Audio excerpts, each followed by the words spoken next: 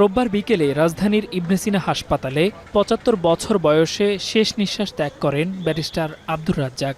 খবর পেয়ে ছুটে আসেন পরিবার পরিজন, আইনঙ্গনের সহকর্মীরা, আসেন রাজনৈতিক সহযোদ্ধারাও।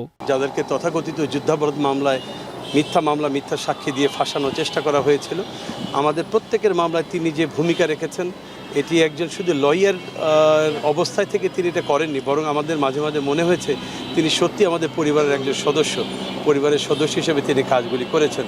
ওনার ব্যক্তিত্ববোধ সব মানুষের চেয়ে আলাদা।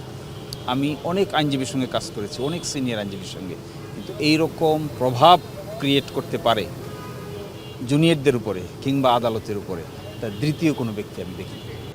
জামাতে ইসলামীর সহকারী সেক্রেটারি জেনারেল হিসেবে তার দায়িত্বের কথা স্মরণ করেন দলটির আমির, আর উপদেষ্টা হিসেবে এবি পার্টিতে তার অবদানের কথা তুলে ধরেন দলটির চেয়ারম্যান। দক্ষতার সাথে আইন অঙ্গনে যে সেবা দিয়ে গিয়েছেন, আল্লাহ যেন তার এই সেবাটাকে কবুল করেন এবং আইনের জগতে আইনের শাসন প্রতিষ্ঠায় তার এই অবদান যেন আগামীর বাংলাদেশকে সাহায্য করে আল্লাহ যেন আমাদেরকে সেইভাবে কবুল করেন।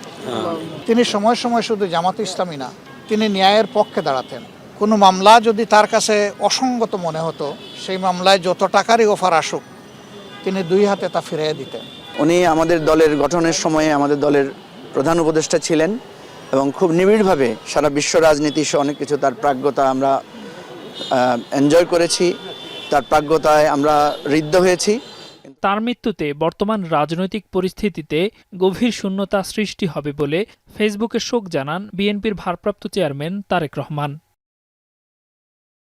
বাদেশা ধানমন্ডি তাকওয়া মসজিদে প্রথম জানাজা অনুষ্ঠিত হয়। এর বাইরেও সোমবার সুপ্রিম কোর্ট প্রাঙ্গণে এবং জাতীয় মসজিদে আরও 2টি জানাজা হবে বলে জানায় পরিবারের সদস্যরা। দীর্ঘদিন ধরে ক্যান্সারে আক্রান্ত হয়ে চিকিৎসাধীন ছিলেন এই আইনজীবী। সর্বশেষ গত 21 এপ্রিল অসুস্থ অবস্থায় হাসপাতালে ভর্তি করা হয় তাকে। গেল 26 ডিসেম্বর 11 বছর পর যুক্তরাজ্য থেকে দেশে ফেরেন সুপ্রিম কোর্টের এই জ্যেষ্ঠ আইনজীবী।